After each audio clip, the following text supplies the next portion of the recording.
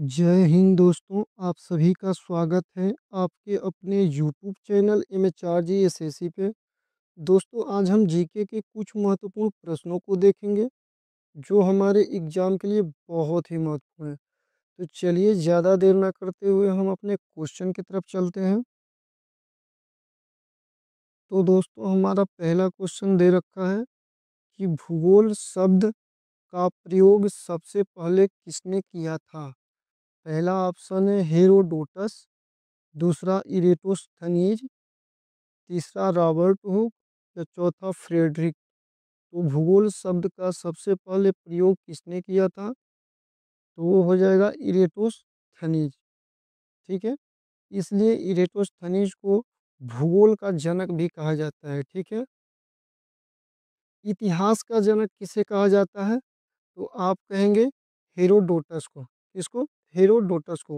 Herodotus की एक पुस्तक है, वो बहुत पूछी जाती है। उसका नाम है क्या? हिस्टोरिका। हिस्टोरिका। हिस्टोरिका, ये हेरोडोटस की पुस्तक है। रॉबर्ट हुक कौन थे? ये कोशिका की खोज किए थे। ठीक है, अगला क्वेश्चन देखते हैं। किस वेद में संगीत की जानकारी मिलती है? पहला है ऋग्वेद, दूसरा यजुर्वेद, तीसरा सामवेद और चौथा अथर्ववेद।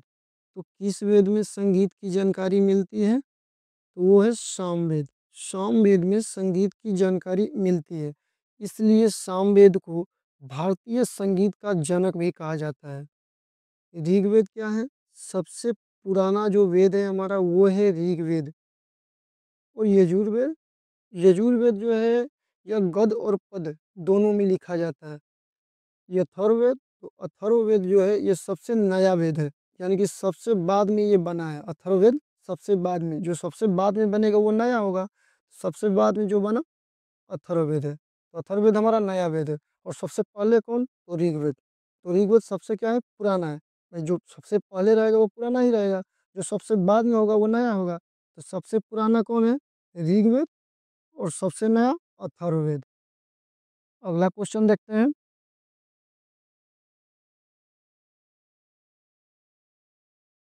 भारत का संविधान लागू कब हुआ था?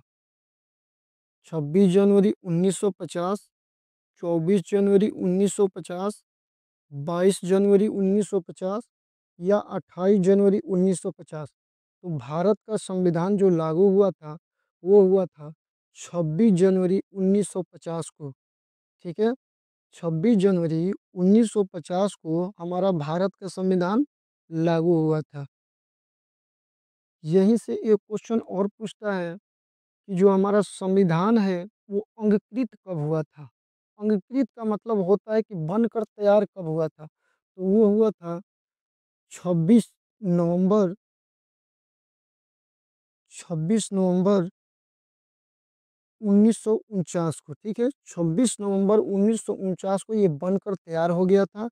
इसी दिन इसे अपना लिया गया था। ये भी क्वेश्चन पूछता है कि जो हमारा भारत का संविधान है उसे कब अपनाया गया था? तो आप कहेंगे 26 नवंबर 1949 को उसे अपना लिया गया था। ठीक है, ये देखिए, कह रहा है कि 24 जनवरी 1950 को क्या हुआ था? तो 24 जनवरी 1950 को भारतीय संविधान का अंतिम बैठक हुआ था। जो हमारा संविधान सभा है उसका अंतिम जो बैठक हुआ था 24 जनवरी 1950 को हुआ था। और इसी दिन जो है कि डॉक्टर राजेंद्र प्रसाद को भारत का प्रथम राष्ट्रपति चुना गया था। किसको? राजेंद्र प्रसाद को। डॉक्टर राजेंद्र प्रसाद को, राजेंद्र प्रसाद, इन्हें भारत का राष्ट्रपति चुना गया था। ठीक है, और उसी दिन राष्ट्रगीत और राष्ट्रगान दोनों को अपनाया गया था, यानी कि 24 जनवरी 1950 को ही राष्ट्रगीत और राष्ट्रगान इन दोनों को अपना लिया गया था। अगला क्वेश्चन देखिए। शिक्षा और चिकित्सा किस क्षेत्र के अंतर्गत आते हैं?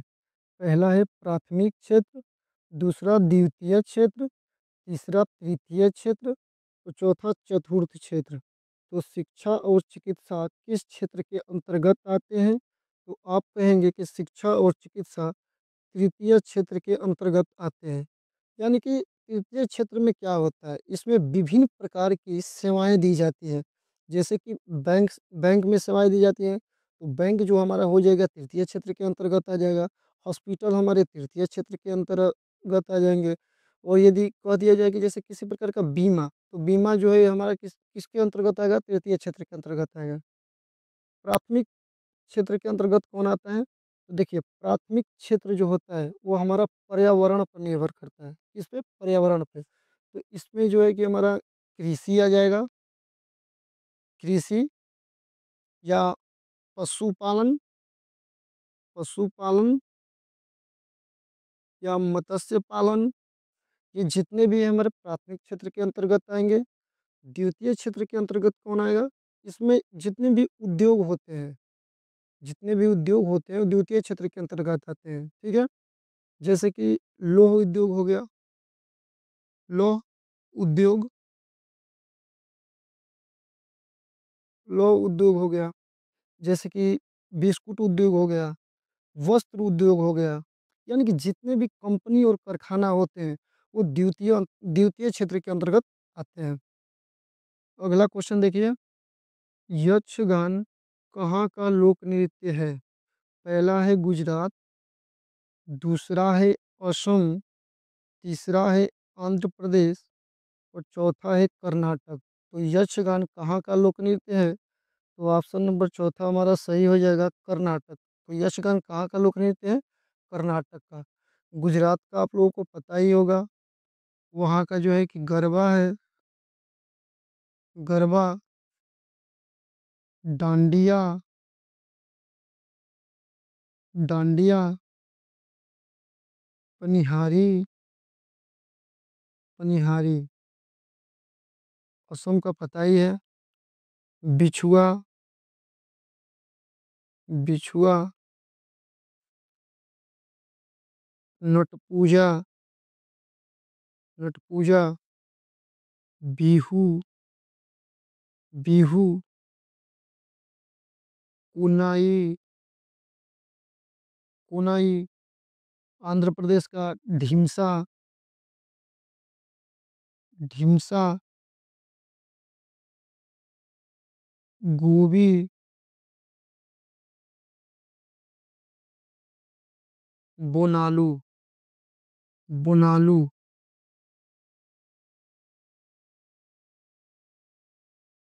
ठीक है, चलिए अगला क्वेश्चन देखते हैं।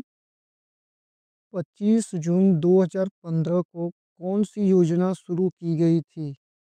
पहला है अमृत योजना, दूसरा है प्रधानमंत्री शहरी योजना, तीसरा है बेटी बचाओ बेटी पढ़ाओ, चौथा है स्वच्छ भारत मिशन। तो 25 जून 2015 को कौन सी योजना शुरू की गई थी? तो आप कहेंगे प्रधानमंत्री शहरी आवास योजना।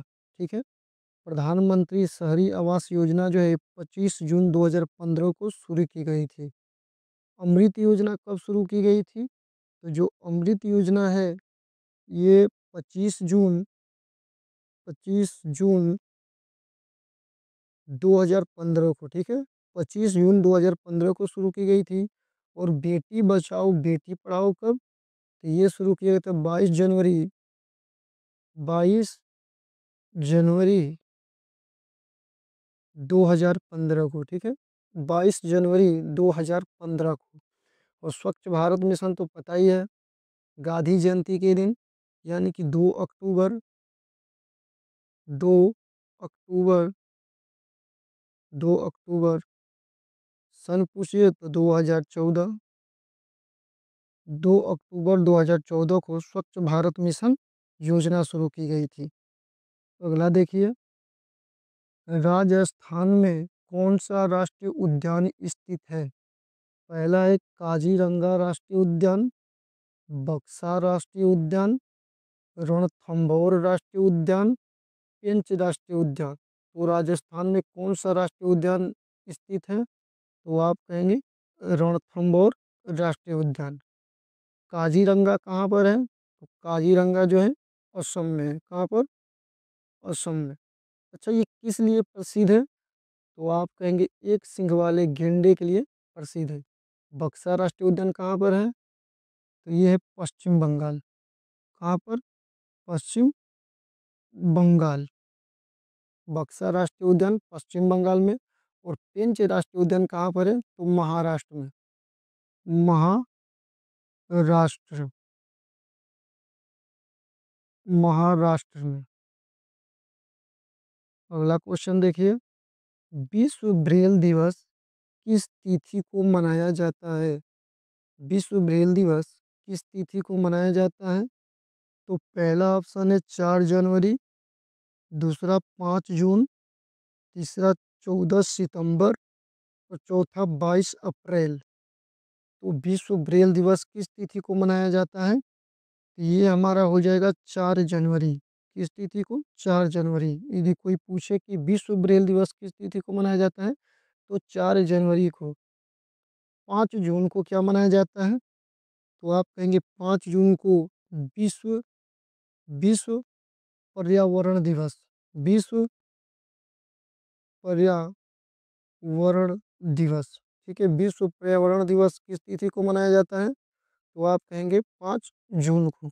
14 सितंबर को पता ही होगा कि 14 सितंबर को हिंदी दिवस मनाया जाता है। हिंदी दिवस। हिंदी दिवस। विश्व हिंदी दिवस कब मनाया जाता है? तो आप क्या कहेंगे? 10 जनवरी।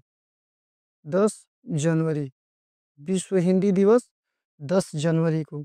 22 अप्रैल को क्या चीज़ मनाया जाता है? तो आप कहेंगे विश्व पृथ्वी दिवस। विश्व पृथ्वी। विश्व पृथ्वी दिवस। विश्व पृथ्वी दिवस किस तिथि को मनाया जाता है? तो 22 अप्रैल को।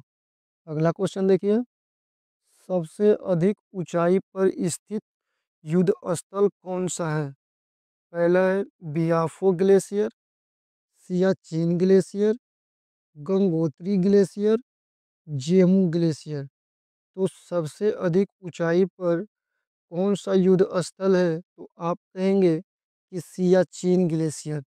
ठीक है, सियाचिन ग्लेशियर कहाँ पर है? तो कश्मीर में। कहाँ पर? कश्मीर में। गंगोत्री ग्लेशियर कहाँ पर है? तो जो गंगोत्री ग्लेशियर है ये उत्तराखंड के उत्तरकाशी जिले में है। उत्तरकाशी जिले में, जहाँ से गंगा निकलती है। जेमू ग्लेशियर कहाँ पर है? तो जेमू ग्लेशियर जो है ये है हमारा सिक्किम में। ये सिक्किम का सबसे बड़ा ग्लेशियर है। ठीक है, सिक्किम का सबसे बड़ा ग्लेशियर जेमू ग्लेशियर है। 10वां क्वेश्चन है कि संयुक्त राष्ट्र संघ के प्रथम महासचिव कौन थे? पहला है त्रिगवेली, दूसरा है बुतरस गाली, तीसरा है बान की मून और चौथा है एंटोनियो गुटेरस। तो संयुक्त राष्ट्र संघ के प्रथम महासचिव कौन थे? तो वो थे त्रिगवेली। कौन? त्रिगवेली। यदि आपसे पूछे कि संयुक्त राष्ट्र संघ के वर्तमान में महासचिव कौन है, तो आप कहेंगे एंटोनियो गुटेरस। एंटोनियो गुटेरस जो है कि वर्तमान में महासचिव हैं। अगला है कि निम्नलिखित में से जम्मू कश्मीर में कौन सी झील स्थित है?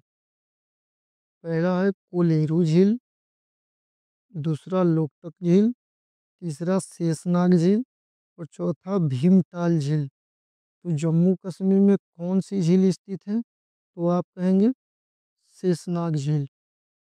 कोलेरू झील कहाँ पर है? तो जो कोलेरू झील है वो है आंध्र प्रदेश। कहाँ पर? आंध्र प्रदेश। आंध्र प्रदेश। और लोकटक झील मणिपुर। मणिपुर। भीमताल झील कहाँ पर है? भीमताल झील है उत्तराखंड में। उत्तराखंड। उत्तराखंड। अगला क्वेश्चन देखिए, टिहरी बांध कहाँ स्थित है? पहला है जम्मू कश्मीर, दूसरा उत्तराखंड, तीसरा हिमाचल प्रदेश और चौथा झारखंड। तो टिहरी बांध कहाँ पर स्थित है? तो टिहरी बांध है हमारा उत्तराखंड में। यानी कि ऑप्शन नंबर दूसरा हमारा क्या हो जाएगा? सही हो जाएगा। जो टिहरी बांध है यह भारत का सबसे ऊंचा बांध है। ठीक है। यदि आपसे पूछे कि भारत का सबसे ऊंचा बांध कौन है, तो आप कहेंगे टिहरी बांध। ये किस नदी पर स्थित है? तो ये भागीरथी नदी पर स्थित है। ठीक है। ये भागीरथी नदी पर स्थित है। अगला क्वेश्चन देखिए। भारत का सबसे लंबा पुल कौन सा है?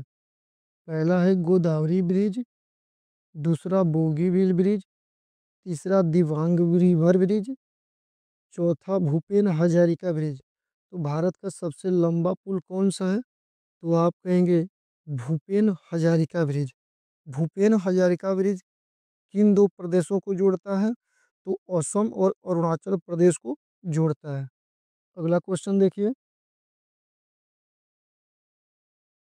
दुग्ध उत्पादन किस क्रांति से संबंधित है? पहला है नीली क्रांति, दूसरा श्वेत क्रांति, तीसरा हरित क्रांति और चौथा रजत क्रांति। तो जो दूध है वो किस क्रांति से संबंधित है? तो आप कहेंगे श्वेत क्रांति से, यानी कि ऑप्शन नंबर दूसरा हमारा सही हो जाएगा। नीली क्रांति किससे है? तो नीली क्रांति जो है वो मत्स्य उत्पादन से है। किससे? मत्स्य उत्पादन से। और हरित क्रांति जो है किससे है?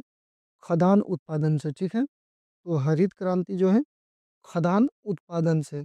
और रजत क्रांति किससे संबंधित है? तो जो रजत क्रांति है वो किससे संबंधित है? अंडा उत्पादन से। किससे? अंडा उत्पादन से। अंडा उत्पादन से रजत क्रांति संबंधित है। आगे देखिए। अगला है गोपाल कृष्ण गोखले निम्नलिखित में से किस संस्था के संस्थापक थे? पहला है मुस्लिम लीग के, दूसरा ईस्ट इंडियन एसोसिएशन के, या आत्मीय सभा के, या सर्वेंट ऑफ इंडिया सोसाइटी के। तो गोपाल कृष्ण गोखले किस संस्था के संस्थापक थे? तो आप कहेंगे सर्वेंट ऑफ इंडिया सोसाइटी के। ठीक है। गोपाल कृष्ण गोखले किस संस्था के संस्थापक थे? तो सर्वेंट ऑफ इंडिया सोसाइटी के। मुस्लिम लीग का यदि पूछे कि मुस्लिम लीग के संस्थापक कौन थे, तो आप कहेंगे आगा खां। ठीक है। आगा खां। इनका क्या नाम था? आगा खां। आगा खां, और उनको सलीमुल्लाह खां भी बोलते हैं। ठीक है। East east India association, east India association के कौन थे? तो आप कहेंगे दादा भाई नौरोजी। दादा दादा भाई नौरोजी। दादा भाई नौरोजी। आत्मीय सभा के कौन थे? तो जो आत्मीय सभा के थे वो थे राजा राम मोहन राय। राजा राम राजा राम मोहन राय। मोहन राय। ठीक है। आत्मीय सभा के कौन थे? राजा राम मोहन राय। अगला क्वेश्चन देखिए। अगला क्वेश्चन है कि वेदों की ओर लौटो का नारा किसने दिया था? पहला महात्मा गांधी, दूसरा दयानंद सरस्वती, तीसरा सुभाष चंद्र बोस और चौथा बंकिम चंद्र चटर्जी। तो वेदों की ओर लौटो का नारा किसने दिया था? तो वेदों की ओर लौटो का नारा दयानंद सरस्वती ने दिए थे। दयानंद जो सरस्वती थे वो वेदों की ओर लौटो का नारा दिए थे। महात्मा गांधी का नारा कौन कौन सा है? तो महात्मा गांधी का नारा है करो या मरो। करो या मरो। करो या मरो। और है भारत छोड़ो। भारत छोड़ो। भारत छोड़ो। सुभाष चंद्र बोस का पता ही है आप लोगों को। जय हिंद। जय हिंद। जय हिंद किसका है? सुभाष चंद्र बोस का। और दिल्ली चलो। दिल्ली चलो। बंकिम चंद्र चटर्जी के कौन से नारे हैं? तो आप कहेंगे वंदे मातरम। कौन? वंदे मातरम। मातरम। वंदे मातरम। अगला क्वेश्चन देखिए।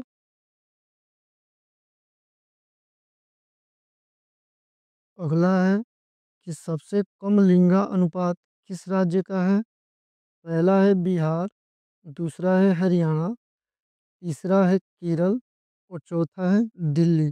तो सबसे कम लिंगानुपात किस राज्य का है? तो वो है हरियाणा का।